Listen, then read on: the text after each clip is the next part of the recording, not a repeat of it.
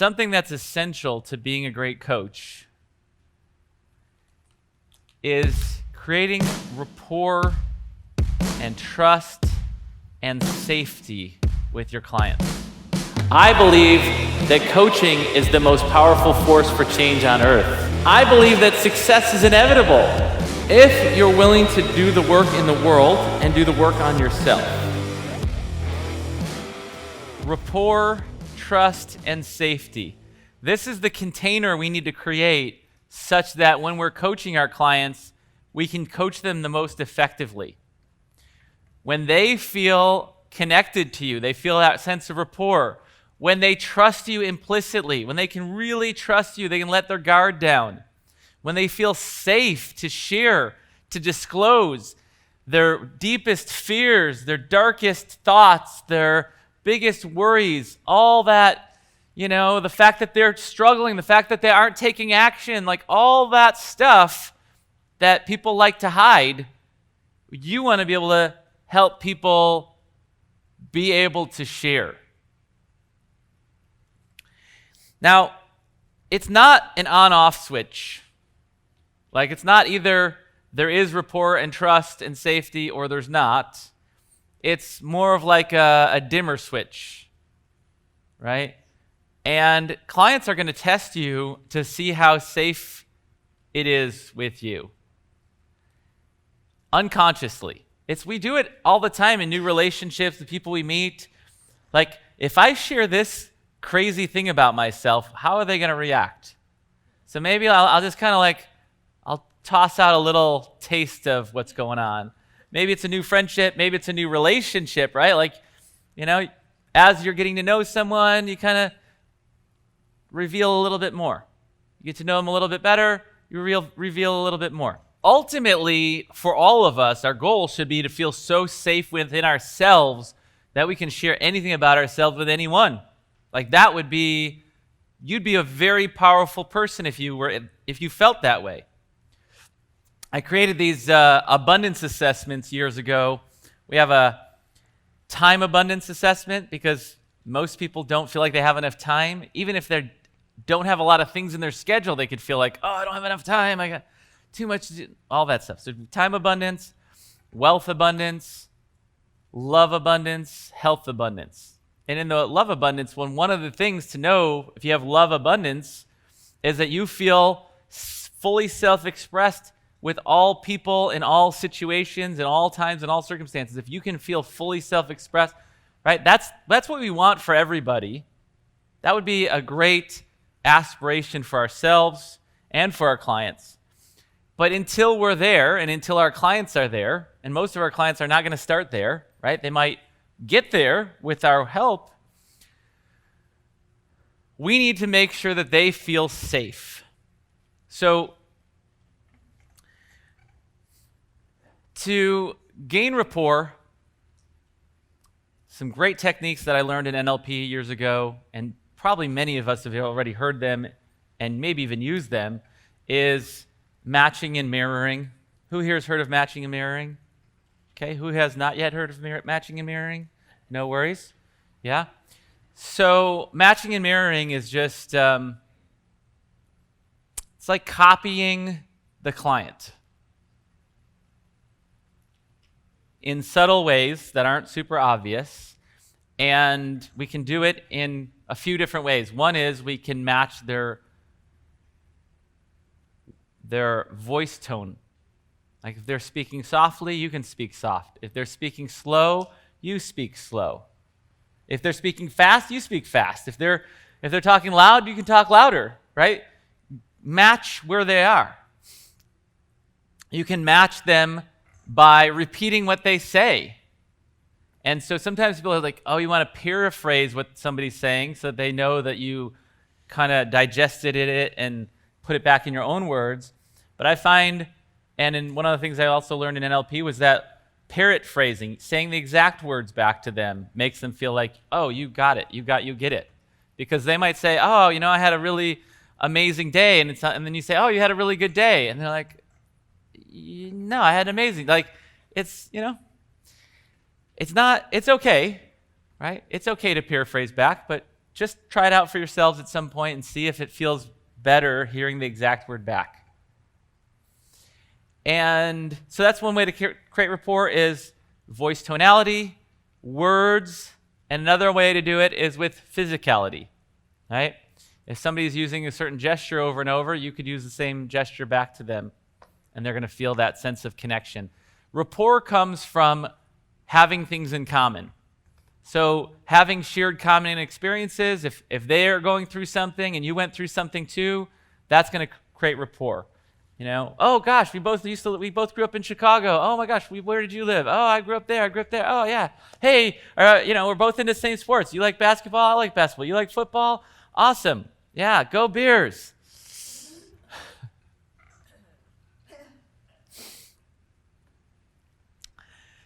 So commonality creates that sense of rapport. And that rapport can come from topics. It can come from voice tone. It can come from words. It can come from physicality. It can come from all those places. And all those things create rapport. But rapport is not enough. You also need to create safety and trust. Safety comes from creating a place, creating an energetic space between you and the client. And you create an energetic space between you and the client, number one, by being fully present. Your presence in and of itself is one of the most powerful things that you can offer your clients. Really being there. Really listening. Even if you said nothing, just being there is powerful. Our presence is the most valuable thing we have. We give it away, and we distract ourselves away oftentimes, right? We're looking for things, we're bored, I don't want to feel the pain of having to struggle through something. Let me just go distract myself with Instagram or whatever. Internet, streaming stuff, whatever. So, and what do we want? What do our kids want from us? If you have kids, who has kids? Like, we have rapport. Who does not have kids? We still have rapport because I used to not have kids. I've heard many times that one of the most valuable things, research shows, one of the most valuable things you can give your kids is your presence and your attention. It doesn't have to be massive amounts. It doesn't have to be all day, every day. It doesn't even have to be necessarily doing anything all that great together. Just being together is valuable. So be present. It's hard to be present, though, if you're constantly worrying, oh my God, am I good enough? Am I going to do good? What if they're going to think? What if they don't like the coaching? Who here has any of those kind of worries when you're coaching ever come up? Ever? No, geez, okay, it's just me and a handful of other people. And then, do you feel safe enough to share that worry? Well, I don't want to be judged. Yeah, I wonder who didn't raise their hand that maybe has those concerns but doesn't want to admit it in public. Who here didn't want to admit it in public? Nice. Who still doesn't want to admit it and won't raise their hand? Notice that. Right? This is not the same as one-on-one, right? If it was just you and me, maybe you would raise your hand. But in public, it's like, I don't want to admit that I'm worried I'm not a good enough coach. If you're not willing to admit it to yourself, that could be a problem. I think it is fairly universal, maybe not everybody, but to wonder, what are they going to think? And this is a new client, and I want to. So it's okay to have that stuff. And it's, some of what we're going to do here today is going to teach you how to address those things so that you can get back to being present. You can let go of those fears, those worries. So being present creates that energetic space. The other piece of it is being non-judgmental. Being non-judgmental, or at least pretending to be.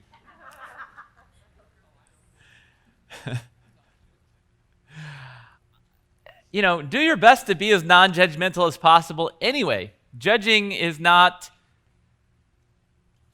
doesn't make you feel closer to other people, and it doesn't make other people feel closer to you. Judging doesn't enhance the quality of your life.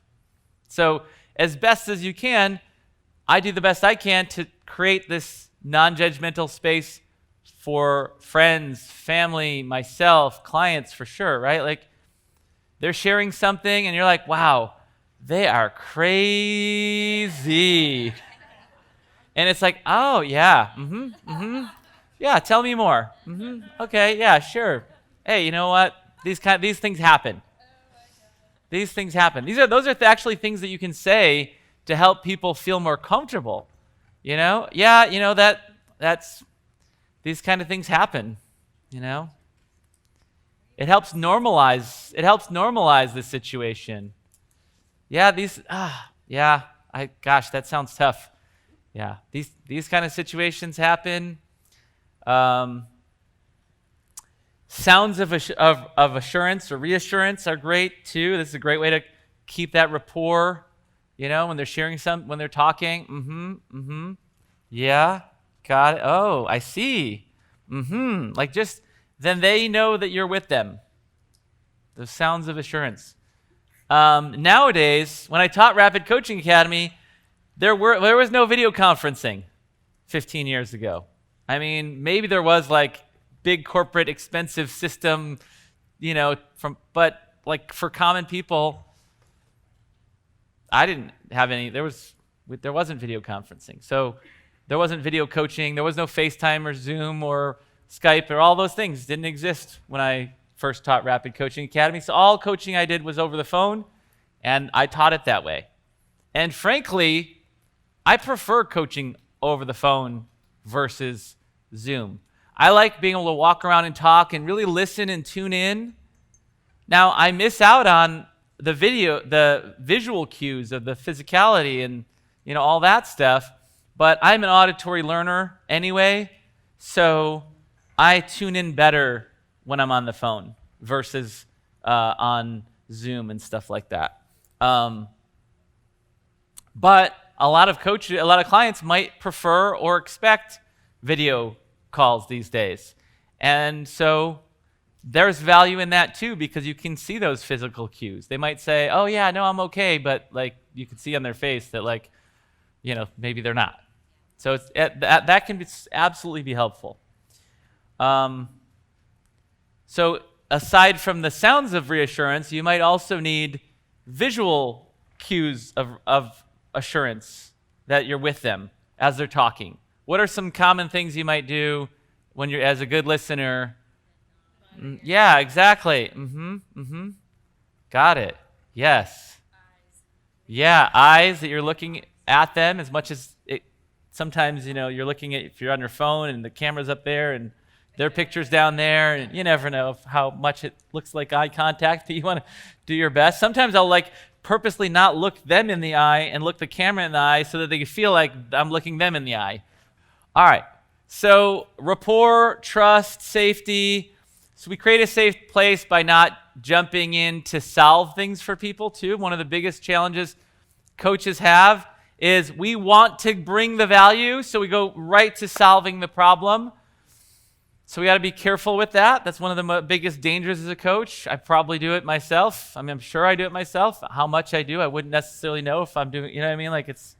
But I do it less than I used to.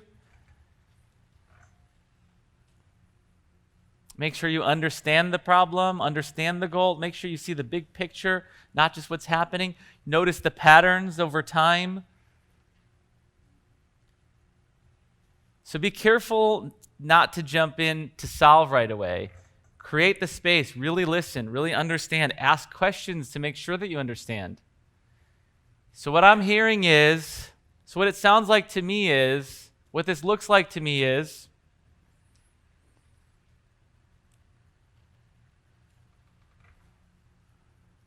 and sometimes don't even solve the problem. Sometimes what they think is a problem is just a distraction. Is this really a problem, or is this just a distraction? That's a great question. Is this really a problem, or is this just a distraction? Hell, we create problems for ourselves to distract us from actually getting the stuff we want. Most of us are scared to get what we want. Yeah.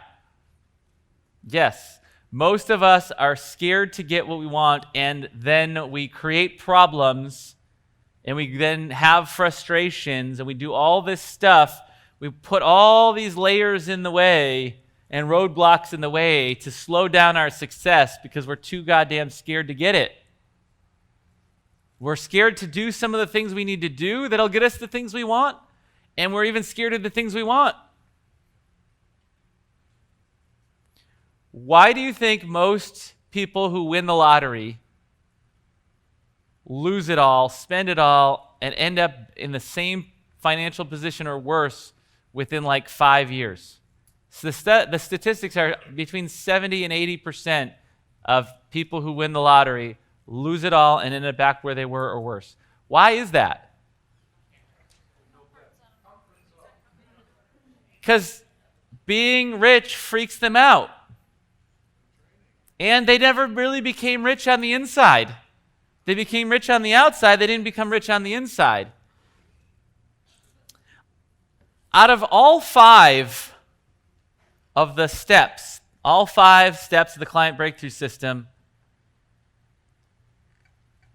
the two most powerful ones are optimizing your environment and mastering your mind and emotions. Because even if you don't have a vision, goals, direction, even if you don't have any of that, even if you don't have a plan, even if you don't have skills, if you surround yourself with people who are up to big things, if you surround yourself with people who are already getting amazing results in some area, it's going to be hard not for you to turn into someone like that. And if you work on yourself and you let go of your fears and doubts and you take on a powerful identity, you almost can't help but have so much of what you would want already. If you hang out with people who exercise all the time, who bike ride or play basketball or whatever, and they keep inviting you to play or keep inviting you to go for walks or inviting you to go for hikes or keep inviting, and then you start going and you have a tribe now of people who are doing all those things, and you just are constant. That's their environment. And then you guys go out to eat, and they eat really healthy, right? And they eat delicious foods, but healthy foods. They don't eat like massive amounts, and you're just surrounded by those people all the time, and those are your friends.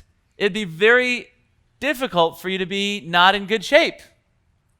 I'm not saying it would be impossible. I'm just saying like the momentum, the effect of the people that you surround yourself with, you become your environment. Okay, so we're talking about that container, creating safety. We need that safety so that people feel comfortable sharing the truth. Yes, I got fired from my job today. Yes, I'm being harassed by one of my coworkers. He's calling me a loser in front of everybody, putting up the big L, calling me a loser every day.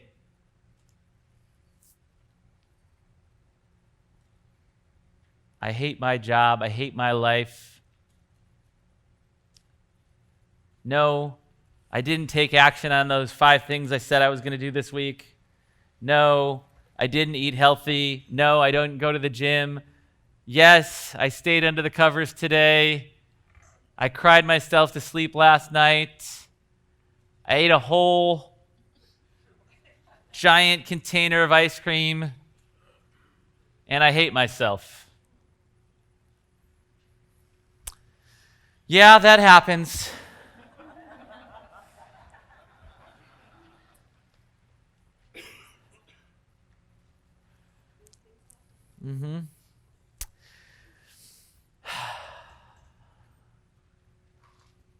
It's okay. Thank you for sharing. It takes bravery and honesty to be that open.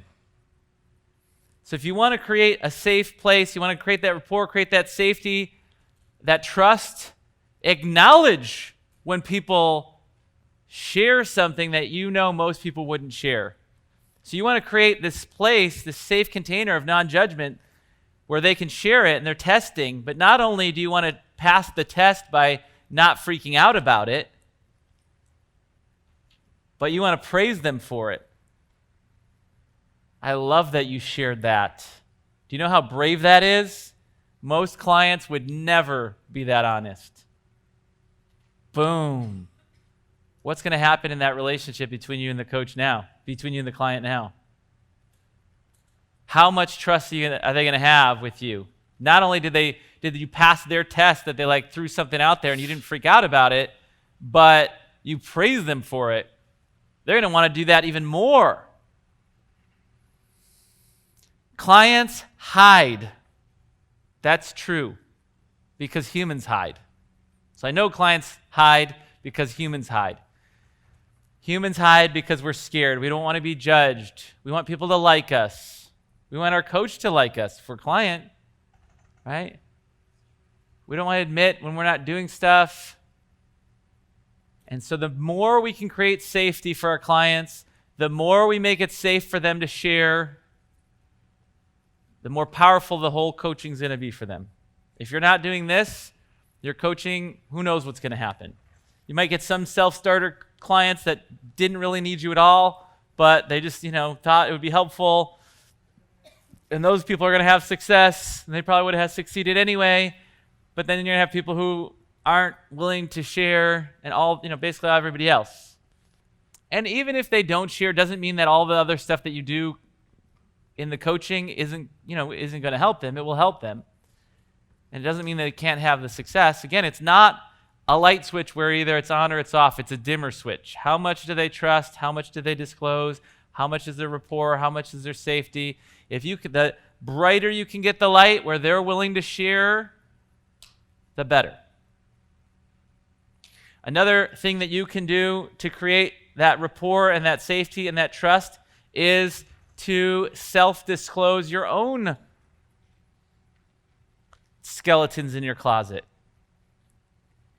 I got skeletons in here. Who wants to see some?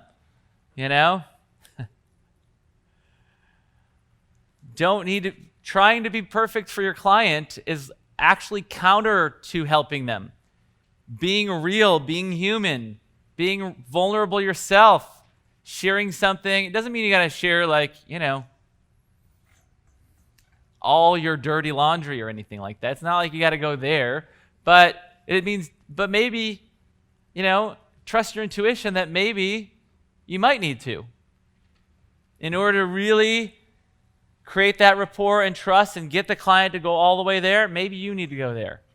And at the very least, knowing that you're willing to go there, if you have the capacity to go there, just by being who you are, it creates the ability, it creates the safety. Just you energetically have that in your presence, in your energetic space that you're creating. You guys follow me on that? Even if you don't literally say it, but maybe you've said something to a different client, or you say it in your videos, or in your promo videos or whatever, when you share things that show how you're not perfect, it makes everybody else feel better. And even if they don't see it, because you can do it, it creates a space for them to be able to do it. I often share at my events how terribly stupid I am. Yeah. I like to do it without the judgment. Yeah, but, I'm sure I had something to do with the fact that there weren't enough chairs in here doing some math. I'm not great at counting. I've been fired for I got fired from my dream job in college. My dream job was work at a comic book store, and I got fired because I couldn't count the register. And then I got fired by another job because I couldn't read zip codes and put them in the right bin. At least not fast enough. I could do it slow, or I could do it wrong. But I couldn't do it fast and right, Spelling, I'm terrible at spelling. That's another thing. Oh, I'm not great at spelling. Counting, spelling, directions, I'm terrible at. You don't have to be great at everything, though, to be successful. You don't. One of the things that's great is realizing okay, I accept it. I accept that I'm not great at counting. I accept that I'm not great at spelling. Could I get better if I really worked at these things? Yes. Sense of direction, if I really worked at it, probably could get somewhat better. Thankfully, I'm good at teaching. I'm good at coaching, right? And I've learned, and those are skills that you develop over time. And I could get better at sense of direction probably, But nobody's perfect. Nobody's perfect. We see so many examples of people on stage. They think that, it seems like I got all their shit together. They tell all the stories of how they're so successful now. Maybe they tell stories of how they struggled in the past and now they got it all figured out. I will tell you stories of how I'm struggling now, which I'll have to think about because I've been working on my stuff. Yeah, but even in the last year, my wife kicked me out. Yeah. Me. Yeah. Dick. That jerk.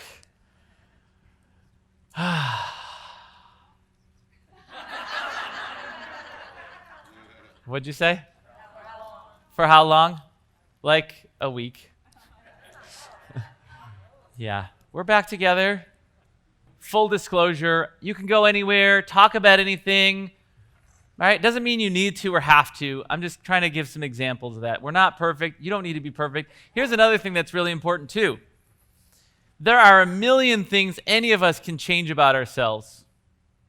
There's you could just could change my clothes, change my teeth, change my physical appearance. I could change, things that are strengths are also weaknesses, right? I'm very confident. I'm very certain in a lot of areas. I know what I want. I'm not willing to settle for it. That's a fucking strength. Not always in relationships. I'm uncompromising. That's not great for relationships. Sometimes it is, sometimes it's not. There's no perfect human being. We all have strengths, we all have weaknesses. It's okay, it's normal, it's natural, right? It's not our job as the coach to tell people what they should change about themselves. That will dim the trust light. Oh, by the way, you need to stop that. Oh, by the way, you know what? Have you thought about hitting the gym lately? It's not our job to tell clients all the things they could be doing better. Oh, let's make your relationship better. Let's help you get in great shape. Let's help you figure out a great career. Let's make everything in your life better. That's great. If the client wants to make everything better, that's great. And it's good to prioritize too, because changing one thing can be hard. Changing everything, think about this. New Year's Eve, we get hope. Set a resolution. I'm going to lose weight. I'm going to find love. I'm going to start that business. I'm going to do whatever. How long do most New Year's resolutions last? 6 minutes. studies show, I don't know how long, but not very long. Like most people don't make their resolutions stick. I don't know. I almost never even set New Year's resolutions, but I set one this year. I set one 3 years ago, and I set one this year. And 3 years ago, I decided I was going to give up sugar. Not necessarily forever, but for some amount of time, and I didn't even specify for how long I was going to give up sugar. And I was about 2 days, I was on day 2, and I was jonesing for some sugar. Like, God, you need some sugar. And on New Year's Eve, we bought all these cheesecakes from the Cheesecake Factory. We got tons of varieties. And because we had a dinner party for New Year's Eve, and we had all this leftover cheesecake. And I was like, I just need 1 or 2 bites to get me through. Swear to God. I swear to God, I just need 1 or 2 bites to get me through this craving, and then I'll be okay. So I go to open the refrigerator, and they're all gone. And I'm like, shit. Somebody threw them away. And I just, in that moment, I thought, if I can't make it 2 days without sugar, then I have a problem. And so I thought to myself, I said, if I don't know how long I'm going to go without eating sugar, but I'm just going to go, just for today, I'm just not eating sugar today. I'm just not eating sugar today. And I did that. And so originally I thought I was going to maybe give up sugar for like 3 or 4 or 5 days, but I thought, I really need to give it up for a long time. I don't know how long, maybe a month, maybe a couple months. And after like the day 2 and day 3, cravings intense, I started getting headaches. And then it started to subside. And then on day 7, it came back, and the cravings and the headaches, and then it subsided. And they'd come back a little bit over. And then about 30 days in, like it had like one last chance, like, no, I'm not giving up on you, Christian. Come back. Cravings, headaches, irritable, And then after that, I was no sugar, no cravings, nothing. And since then, I basically still say I don't eat sugar. Every now and again, I'll dabble or something, but for me, there's a lot of sugar-free or low-sugar things that I'll indulge in, but compared to before, I'm doing amazing, and I'm really proud of how well I'm doing being sugar-free. Yeah, thank you. Thank you. Yeah, see how awesome I am? And then this last year, I decided I was going to meditate every day this year. And so I'm like, I'm going to start meditating. I got this meditation app, Headspace, and I started doing these meditations every day. I had just moved to Puerto Rico, and I'm doing these meditations in this ocean view condo, and so beautiful. And I did it for 10 days, and then I stopped. See how much I suck? So, that's the truth of life. That's the truth of things. Like some things we can crush, and some things we get crushed by. It's okay. It's okay. Maybe at some point I'll get the meditation thing every day going. And maybe I never will. Right? But there's a million things we could all be doing better. We could be meditating, we could be doing yoga regularly, we could hit the gym more, we could eat better, we could be better lovers, we could be better partners, we could be better leaders, we could be better employees, we could be better so many things, right? Like, we suck as human beings.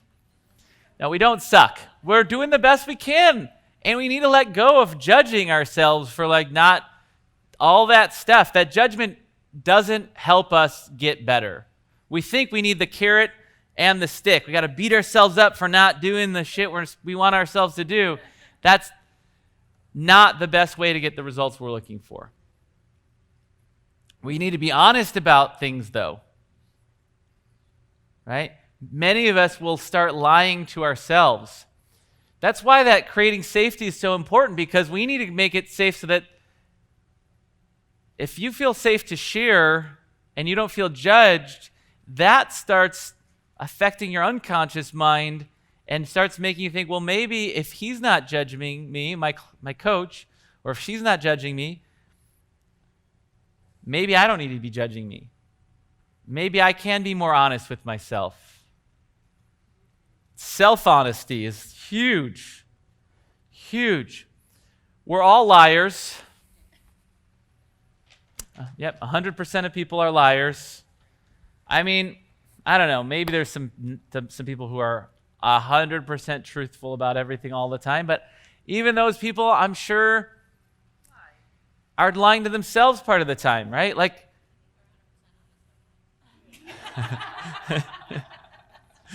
Paula said, if they were being 100% honest, they would know that they'd be lying. You know? So we lie to ourselves. Why do we lie to ourselves? We don't want to feel bad. It's like, it's okay. We're human. Let yourself be human, at least for today. Humans judge. Humans fall down. Humans screw up. Humans are strong. Humans are weak.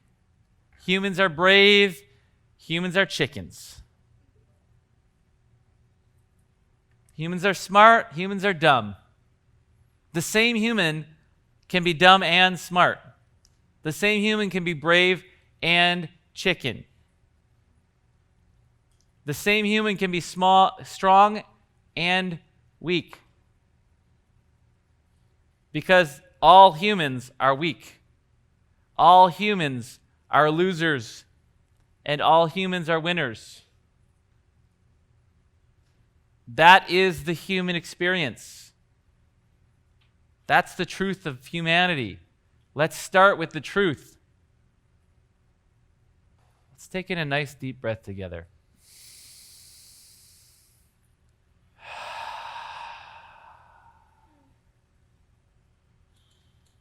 It's okay. You are here. You're in the right place. Now, what do you want to change? What do you want to achieve? If you could push a button and just have anything and everything you ever wanted, what would it be? Let's take a moment right now. Pull out your journal. And not what you think is possible for who you are, because you only deserve this much good stuff, or you're only strong enough or capable enough to achieve this much good stuff. No, that's not the exercise. The exercise is, if you could just put in your order to the universe for whatever it is that you want, what would your order be? And you might think, well, of course everybody would want this. No, not everybody wants what you want. Not everybody wants what you want. What do you want? This is so important because we and our clients put limiters on what we will even let ourselves dream of having or achieving. This is not time for that. This is time for, if you had the power to have, be, or do anything that you want, which is true, by the way, you have that power. You may not totally fully believe it yet. You may not totally fully own it yet. You may not totally and fully embody it yet, but it is fact that you have the power to have, be, and do anything that you want. One of the lessons inside Rapid Results Coaching Academy was about, which we're going to move into in a moment here, about setting goals. Since we're working on setting goals right now, I will share with you, is you can have, be, and do anything that you want. And you might think, yes, but I want to get back together with my ex-wife, and she's married with somebody else.